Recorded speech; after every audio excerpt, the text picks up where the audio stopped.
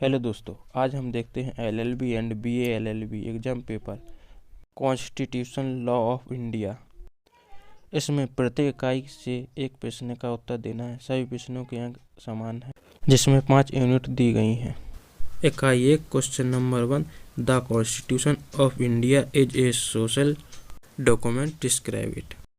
जो हिंदी मीडियम से हैं उनके लिए भारत का संविधान एक सामाजिक दस्तावेज है, व्याख्या कीजिए। चलिए दोस्तों, अगला क्वेश्चन देखते हैं।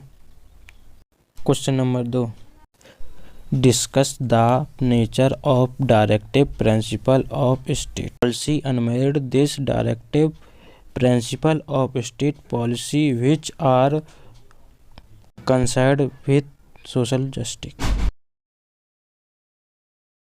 राज्य के नीति निर्देशक तत्वों की व्याख्या कीजिए। राज्य के उन नीति निर्देशक तत्वों की गणना कीजिए जिनका संबंध सामाजिक न्याय से है। चलिए अब यूनिट सेकंड देखते हैं।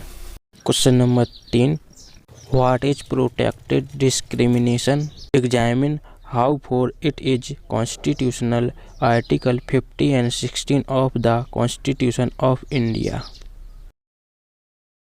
संरक्षणात्मक विविधीकरण क्या है, परीक्षण कीजिए कि भारत के संविधान के अनुच्छेद 15 तथा 16 के अंतर्गत यह कहाँ तक संवैधानिक है।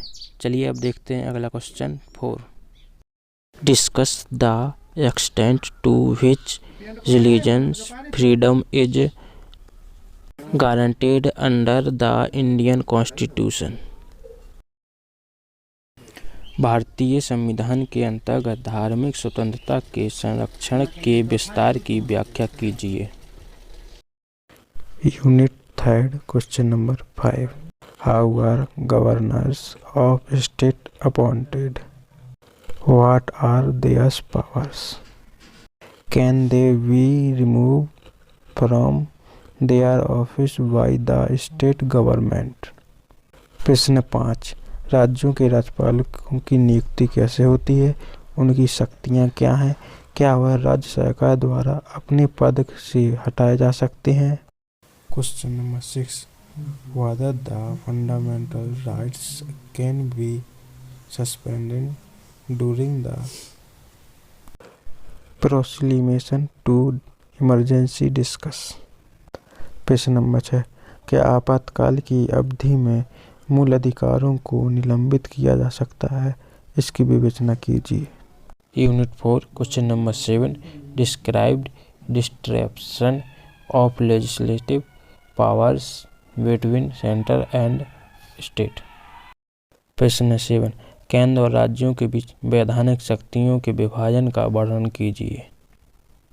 Question number 8, the parliament is supreme as regards the amendment of the constitution and the court cannot interfere with this power of the parliament, comment।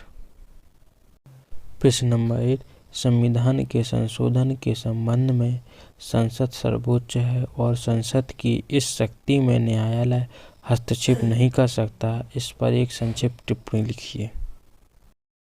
Unit 5 question number 9, what are the constitutional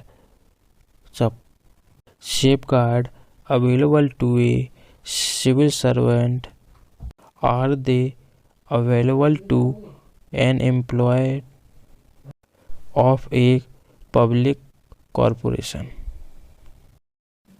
प्रश्न number 9, एक civil कर्मचारी को कौन कौन सी संवैधानिक संरक्षण प्राप्त है, क्या ये संरक्षण सार्वजनिक निगम के कर्मचारी को भी उपलब्ध है। Last question number 10, discuss the provision to the judiciary independence and judicial accountability in India.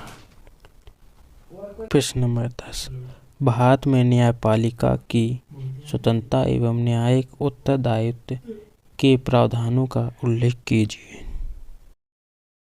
अगर आप लोगों को हमारी यह वीडियो पसंद आई हो तो लाइक, कमेंट और शेयर जरूर करें। हमारे चैनल